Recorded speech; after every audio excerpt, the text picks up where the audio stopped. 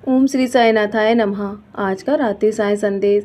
मेरे बच्चे, मैं जानता हूँ कि तुम बहुत ही सीधे साधे इंसान हो और तुम अपने जीवन को लेकर बहुत चिंता में रहते हो और तुम्हारे जीवन में तुम्हें अपने परिवार की भी बहुत चिंता रहती है कि तुम अपने कर्मों को सही से उनके प्रति निर्वाह कर रहे हो कि नहीं। मेरे बच्चे, मैं लगातार तुम्हें देख रहा हूँ कि तुम अपने परिवार में सभी को खुश रखने की कोशिश करते हो। सभी के लिए तुम अच्छे कर्म कर रहे हो मेरे बच्चे। सभी के लिए, सभी के प्रति तुम हर काम को अपने जी जान लगाकर करते हो और तुम सभी के लिए हमेशा मदद करने के लिए तैयार रहते हो मेरे बच्चे। अपनी खुशी का भी तुम ध्यान नहीं रखते हो, लेकिन आज मैं तुमसे बहुत खुश हूँ क्योंकि तुम हमेशा अपनी जिम्मेदारी उठा रहे हो। मैं हमेशा तुम्हें यही कर्म करते हुए देखना चाहता हूँ मेरे बच्चे। अपने जीवन के हर कर्म को और अपने जीवन में अपने मार्गदर्शन के लिए तुम हमेशा मुझसे प्रेरित रहते हो। मेरे सच्चरित का पारायण भी करते हो ताकि तुम्हें मैं मार्गदर्शन देता रहूं और तुम हमेशा सदैव अच्छे कर्म करने पर लगे हुए हो। मैं लगातार तुम्हें देख रहा हूं। मैं तुम्हारी प्रार्थना को भी हमेशा सुनता हूं कि जीवन में तुम हमेशा दूसरों के लिए भलाई चाहते हो, दूसरों के लिए खुशियाँ चाहते हो मेरे बच्चे। इसलिए तो तुम मेरे लिए बहुत महत्वपूर्ण हो। मैं तुमसे बहुत खुश हूँ मेरे बच्चे।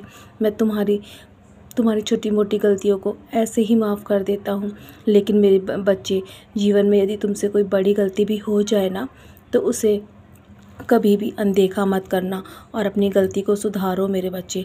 जीवन में कभी भी ये मत सोचो कि तुम यदि मेरे भक्त हो, यदि तुम जीवन में गलती करोगे तो मैं हर बार अनदेखा कर दूंगा। जीवन में तुम्हें सदैव सतर्क रहने की आवश्यकता है। जीवन में वो गलती कभी मत दोहराना जो तुमने पिछले समय में की थी मेरे बच्चे। तुम अपने जीवन में ऊपर की ओर बढ़ रहे हो, जो तुम्हारे लिए बहुत ही आवश्यक है और मैं तुम्हारी राह में आने वाले सभी कांटों को हटा रहा हूँ। बस तुम हमेशा ऐसे ही मुस्कुराकर आगे बढ़ते रहो, पीछे मुड़कर मत देखो मेरे बच्चे, क्योंकि जीवन में छोटी मोटी बातें तो होती रहेंगी, कभी खुशी और कभी गम तुम्हारे जीवन में आते रहेंगे। ये उतार चढ़ाव संसार का नियम है मेरे बच्चे। ये जीवन में लगे रहेंगे, लेकिन कभी भी जीवन में उस दुख को और अपने कर्मों के बारे में सोच कर खुद को दुखी मत करना। जीवन में हादसा तो होता रहता है और वो हर किसी के जीवन में होता है।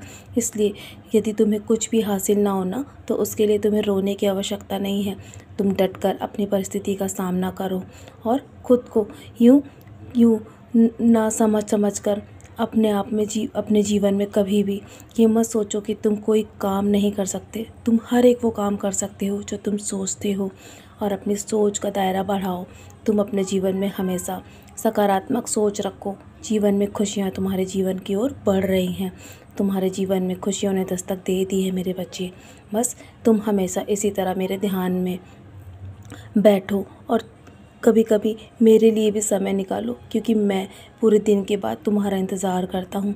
जब तुम सुबह मुझसे बोलकर जाते हो ना कि मैं अभी बाहर जाकर आता हूँ बाबा, उसके बाद कभी कभी तुम मेरे पास बैठना भूल जाते हो, मुझसे बात करना भूल जाते हो।